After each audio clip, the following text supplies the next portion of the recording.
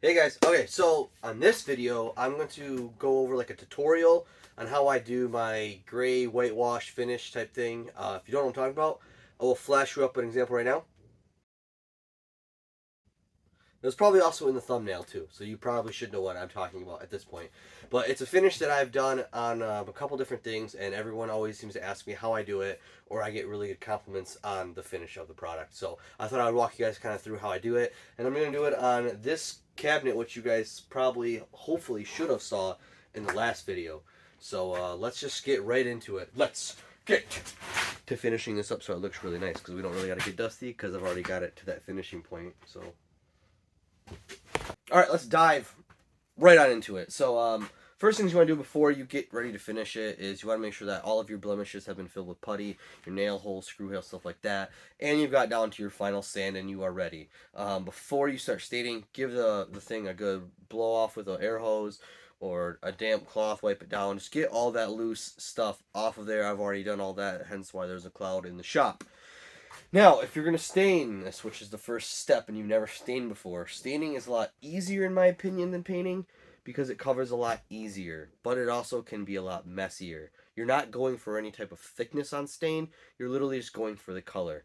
So you're really not going to hide any of your blemishes you can hide with paint, with stain, because it's such a much more thinner, transparent coat.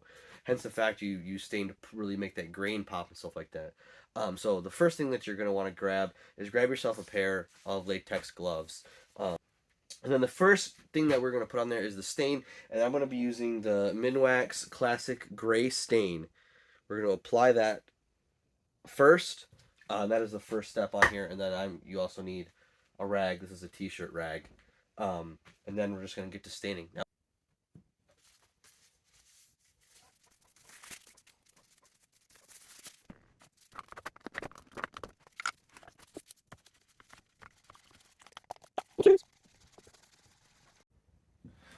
okay, so now you're ready to stain. You got your stain stirred up, and you're all geared up. You're ready to go. I always start on like the inside corner, the kind of the difficult places, because you're gonna want to work in those places and work your way out. So I'll start in all the corners, and you get quite a bit on there. I mean, you ain't gotta be dripping like that, but you wanna get your cloth wet, because once you put this stuff on, it's go time, because it's gonna sink right in, soak right into the wood. So I'll get that, and then work your way out from where you just kind of started it. And one thing you want to keep in mind is you always want to go with the grain. And if you're not sure what that is, you can always see your grain pattern on your wood. And that's the direction you want to go. So your grain is the wood right here. So this grain pattern is going this way. You can, my hands are all stainy, but you're going to have to figure out the grain pattern for yourself if you can't. But you always want to go with the grain, and you'll feel when you're going against the grain, you'll feel those fibers kind of locking up on you. So you want to make sure it's a nice, smooth transaction that way. So again, I start off in the corner, and I'm just going to work my way all out, get all of the crappy spots done first. And you put some on, and then you just wipe it and wipe it and wipe it until it kind of dulls around. I'm hoping my audio is good on this because I'm trying to look here, do this. So that's really about it. So we're just going to get some on, and then go to town. You see how good it's covering right away. This isn't something that you've got to do 4 or 5 coats on. Stain is pretty good with good quick, because as I said, you're not going for a thickness. You're literally going for that transparency to still show off the natural beauty of the wood. So I think you guys have kind of figured this part of the staining aspect out, how simple it really is.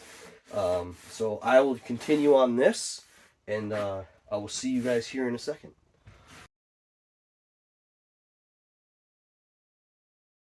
Little tip on the staining process. I know I said don't go against the grain, but when you've got, like, for instance, some of this plywood material is a little more coarse, that's when you go against the grain. Because if you go against the grain, it kind of pulls it into those fibers with that aggressiveness. So there's that trick, and then also if you're going into like the corners on things, what I would recommend doing is I take my freshly dipped cloth and I squeeze it in there. And you can do this for anything that's really having a hard time getting inside there with. Is you kind of just squeeze your cloth onto it, and the stain being a water consistency will get in there. And then just make sure that you kind of feather all that out. You don't want to leave your stain sitting on too long, because when you do that, more of that color will bleed into the wood, and you want to try to keep it consistent throughout everything that you've done. All right, we are back out here. It is day 2. The stain has dried, so now we are ready to move on to step 2 of the process, which is the whitewashing phase, I guess you'd say. What are we going to need? Well, again, you're going to need to get yourself some rubber. Get yourself a pair of vinyl gloves, another rag. I'm using a chip brush. You can use a regular paintbrush, but I'm using that because I am. And then finally, you need a water-based white paint. I'm using this fast dry Pittsburgh stuff. It's super watery, and that's what you want. If you're using I said water-based because you want a water type viscosity. So if you have a water-based paint, just add some water to it until it gets to more of a watery type thing, because you're going to base, it's almost like a weird stain that you're going to do on this. So let me get geared up. Let me bring you over there, and let me set you up, and let me show you what I'm talking about.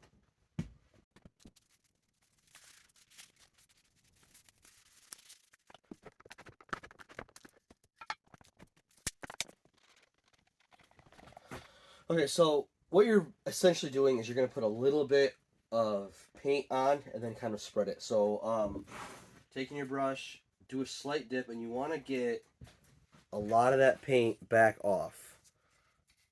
You want to try to get not a lot on there.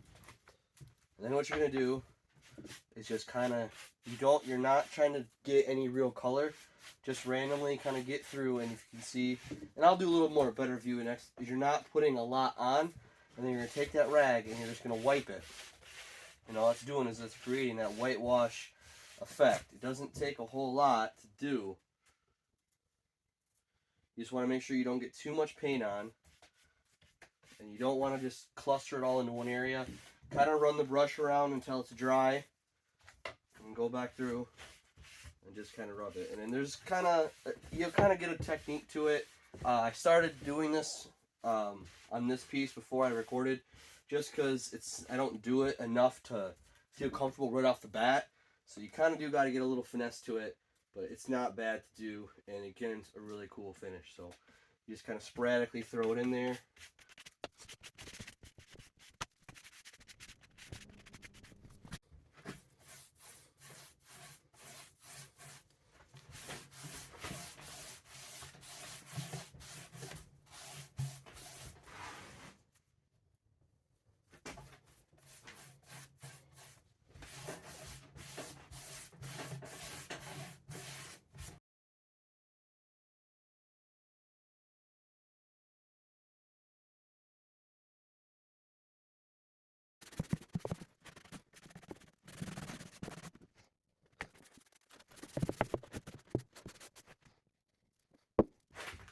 If you're going to do this, I would really highly recommend, especially if it's your first time, not using a fast dry paint. What I'm using is a fast dry, and it's drying really, really fast like it's supposed to. It's getting a little bit harder to work with. So if this is your first time, use a different paint. Don't go by the paint you just saw me use. Just buy a different water-based white paint, and kind of thin it down to, like I said, almost a watery, like a stain. Because you're kind of almost staining this. You're just kind of putting a light coat on with your brush and then just rubbing this into place. I like this because it is hard to keep a consistent look, but you don't have to on a finish like this, because you're not going for that completely consistency type thing.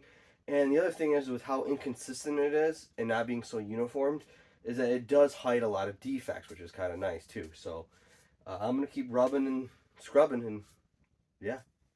Alright, step 2 is complete. They are dry. Again, I would not recommend the fast dry unless you are experienced with doing this, and in that case, go for it, because I just finished and it's fast dry.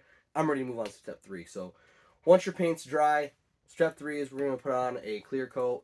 I'm going to use a 1-coat polyurethane from Minwax. I've used this on a few different projects and I've been very happy with it.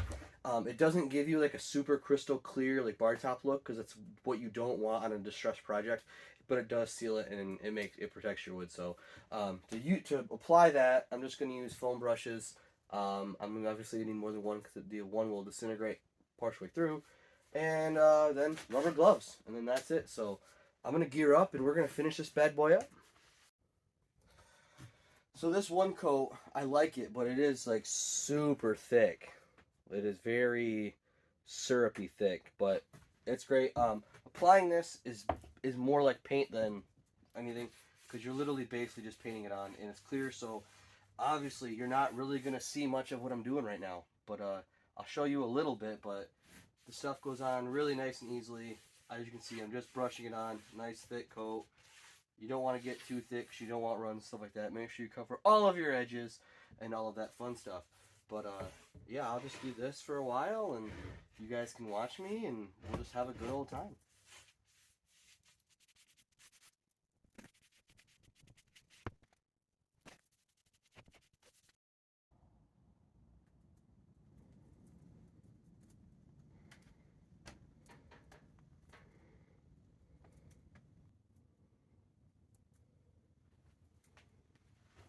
All right, guys. So that is how I do the gray whitewash finish. First step, classic gray stain. Second step, a whitewash paint type thing.